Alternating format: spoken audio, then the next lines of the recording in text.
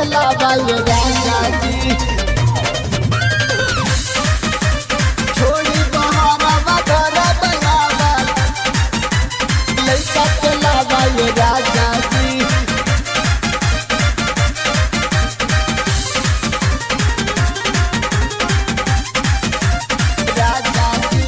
कितनो मनाई न मानत मन करौए बताइए राजा जी कितनो मनाई न मानत मन करौए बताइए राजा जी छोड़ी बहरव घर बयावा लइका खेलावा ये राजा जी छोड़ी बहरव घर बयावा लइका खेलावा ये राजा जी कितनो मनाई न मानत मन करौए बताइए राजा जी कितनो मनाई न मानत मन करौए बताइए राजा जी छोड़ी बहरव घर बयावा लइका खेलावा ये राजा जी छोड़ी बहरव घर बयावा लइका खेलावा ये राजा जी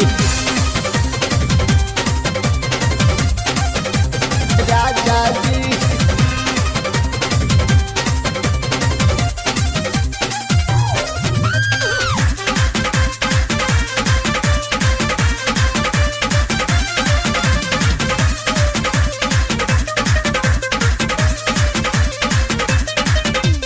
कैसे पिलाई दूध पीली से दूधवा पापा पापा कही रोवता हो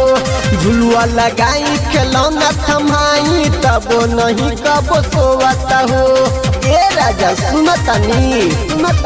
कैसे पिलाई दूध पीली से दूधवा पापा पापा कही रोवता हो झुलुआ लगाई खिलौना थमाई तब नहीं कब सोवता हो घर भर सब परेशान भइल तू ही मनावा ये राजा जी घर भर सब परेशान भइल तू ही मनावा ये राजा जी छोड़ी बहरवा घर बयावा लइका खेलावा ये राजा जी छोड़ी बहरवा घर बयावा लइका खेलावा ये राजा जी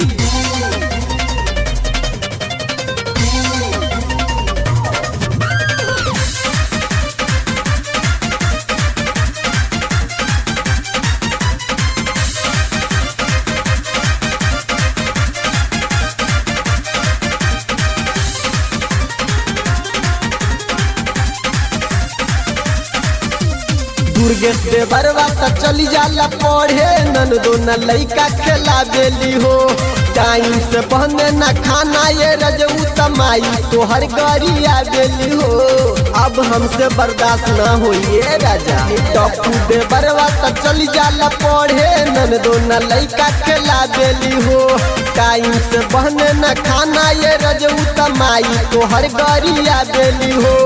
विनोद अकेला जनी कर बहाना न हमके सतावा ये राजा जी विनोद अकेला जनी कर बहाना न हमके सतावा ये राजा जी छोड़ी बहरवा घर बयावा लइका खेलावा ये राजा जी छोड़ी बहरवा घर बयावा लइका खेलावा ये राजा जी कितनो मनाई न मानत न करौए बताइए राजा जी कितनो मनाई न मानत न करौए बताइए राजा जी छोड़ी बहरवा घर बयावा लइका खेलावा ये राजा जी छोड़ी बहरवा घर बयावा लइका खेलावा ये राजा जी अरे आ जाई ना।